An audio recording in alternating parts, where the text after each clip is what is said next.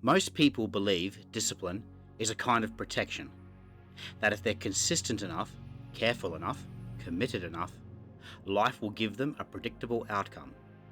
That discipline is an agreement. Do the work and you'll be spared the worst of it. That belief is understandable, and it's wrong.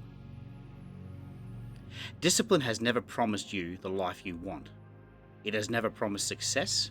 It has never promised safety.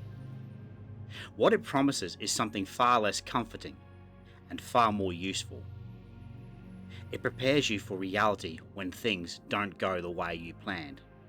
And if you misunderstand that, discipline will eventually feel like a betrayal, when in fact, it was doing exactly what it was meant to do.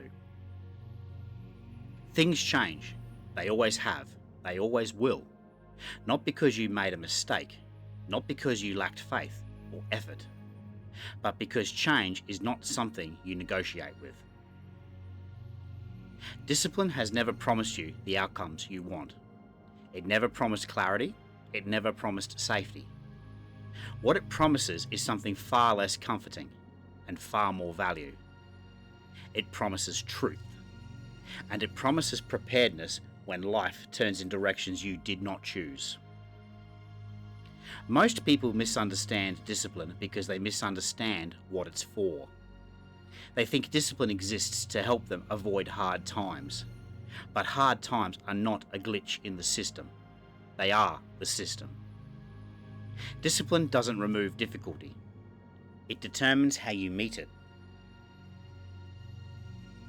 Whether you collapse, thrash, or stay upright, there's a reason so many disciplined people still encounter loss, failure, illness, fatigue, and disappointment. Discipline was never meant to shield you from these things. It was meant to help you pass through them without losing yourself. To truly live, a man needs two things: something worthwhile to work towards, and something to endure. The first gives direction, the second gives depth. Without something worth working toward, discipline becomes hollow, pure routine, motion without meaning. And without something to endure, effort never matures. It stays theoretical, untested. This is where many people break. They choose a goal, apply discipline, and expect linear progress. When progress stalls, or worse, reverses, they assume something has gone wrong. They panic. They start changing systems, identities, philosophies. They abandon what they were building because it no longer feels rewarding. But discipline does not answer to feeling. It answers to reality. Choice matters here, but not in the way people think. Choice does not give you certainty of outcome. It gives you certainty of process. And when a choice becomes a commitment, something important happens. Alternatives fall away, not because they disappeared, but because you stopped entertaining them. This is uncomfortable, because eliminating alternatives means accepting that some paths will never be taken. Some versions of life will never exist. That's the price of coherence. Most people avoid commitment not because they lack discipline, but because they want to keep every door open. Discipline closes doors, quietly and deliberately, forever. And in doing so, it allows depth to form. There's a season most people don't prepare for. The season where nothing dramatic happens. No breakthrough, no reward, no collapse either. Just effort, fatigue, and silence. This is where discipline shows its real function. Fatigue is not a verdict. It's not an accusation. It's information.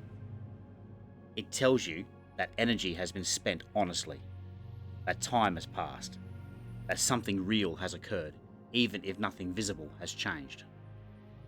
A disciplined person does not treat fatigue as failure. They read it. They adjust posture, not identity. They don't ask, "What's wrong with me?" They ask, "What season am I in?" Some seasons reward intensity. Others reward patience.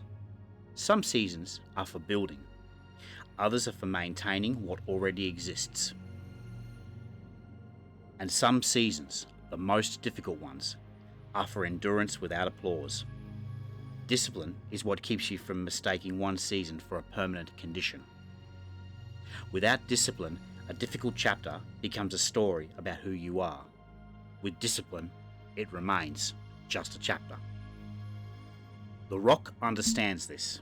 It does not care what you intended to do today. It does not care how disciplined you were last year. It meets you exactly where you are, hands on stone, weight accepted, breath controlled. If you are prepared, you move. If you are not, you don't. No judgment, no explanation.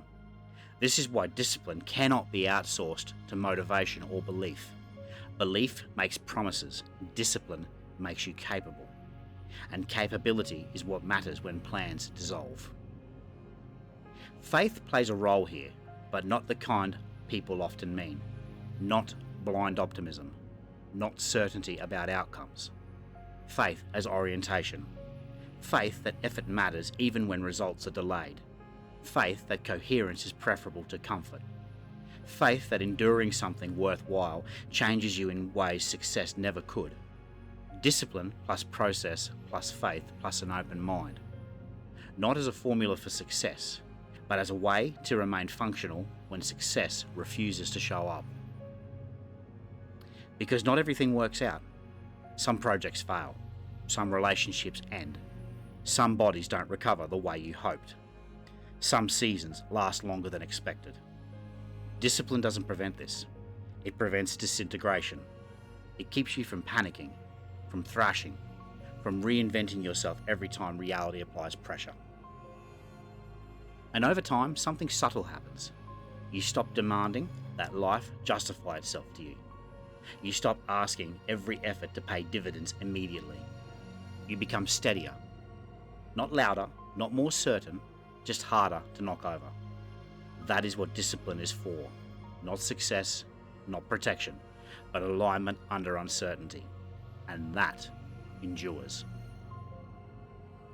If this video resonated with you, you can support the work by liking it, sharing it, or subscribing to the channel. Thank you for watching. Thank you for listening. Take care out there in the daring unknown.